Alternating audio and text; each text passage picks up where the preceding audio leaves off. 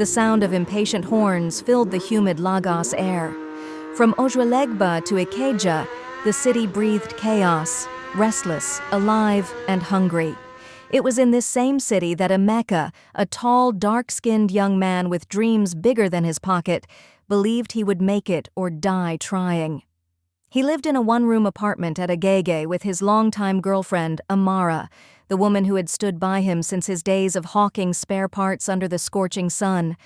Amara cooked with her last kobo, borrowed money to pay rent, and sometimes went hungry so Emeka could look neat enough for his next business pitch. They were the perfect picture of love, until money came knocking. One night, under the dim light of their candle, Emeka held Amara's hands and whispered, "Nkem, when I make it, it go be me and you forever. I no go ever forget you." Amara smiled, her eyes glistening. "Emeka, I don't want the world. Just don't let Lagos change your heart." But Lagos, as everyone knows, has a way of testing love. Emeka's luck turned the day he met Chief Okan, a wealthy businessman who took an interest in him. Chief introduced him to high-class deals, oil contracts, import connections, and powerful circles where handshake meant millions. Soon, Emeka moved from danfo rides to tinted SUVs, from cheap shirts to tailored suits. Money started flowing like a river, and so did attention. Then came Linda, Chief's niece, a lady with beauty, charm, and power. She moved like royalty, spoke like money, and dressed like sin. One night after a party at Lekki, she smiled and said, "Emeka, a man like you shouldn't be struggling with old memories.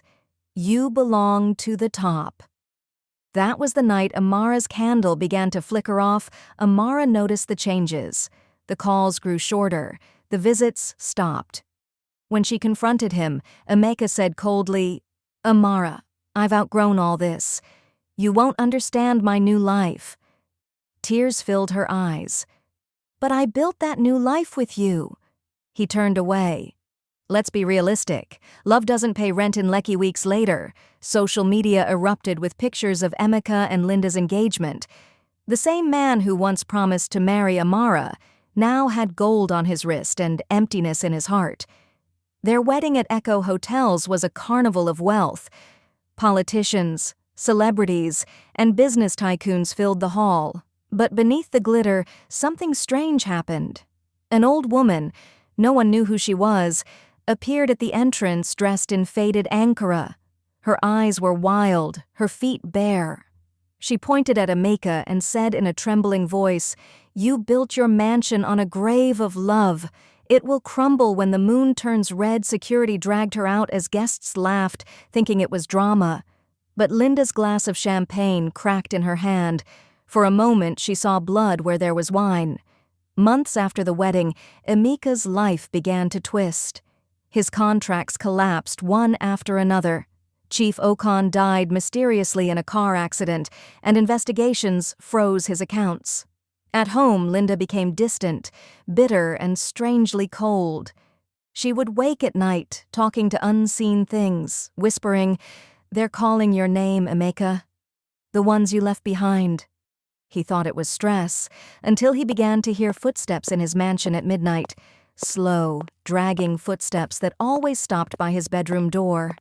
Meanwhile, Amara had left Lagos for Enugu, where she rebuilt her life quietly. She started a small catering business that grew through word of mouth. Despite her pain, she prayed for Emeka's soul.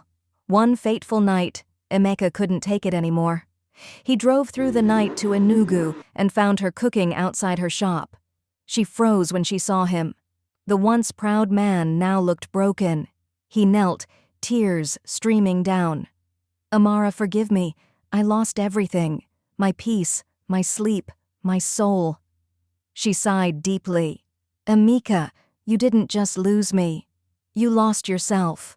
She forgave him, but their story had already been written in the dust of Lagos. After that night, Emeka returned to Lagos, determined to rebuild. But the curse had already sunk its roots. His mansion caught fire one night. Only his framed wedding photo survived, half burnt. Linda vanished without trace. Some said she ran away. Others whispered she turned mad. When police came, Emeka was gone too.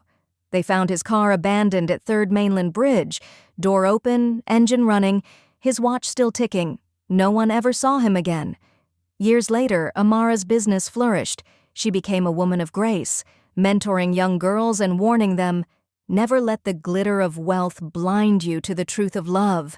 And in the quiet of some nights when the moon hung low over Lagos Lagoon, fishermen swore they could hear a man's voice whisper from the water, "Amara, I'm sorry." The city would fall silent for a moment, as if even Lagos remembered his name. Moral: when love is traded for money, both the heart and the soul pay the price. Lagos may bless, but it also remembers.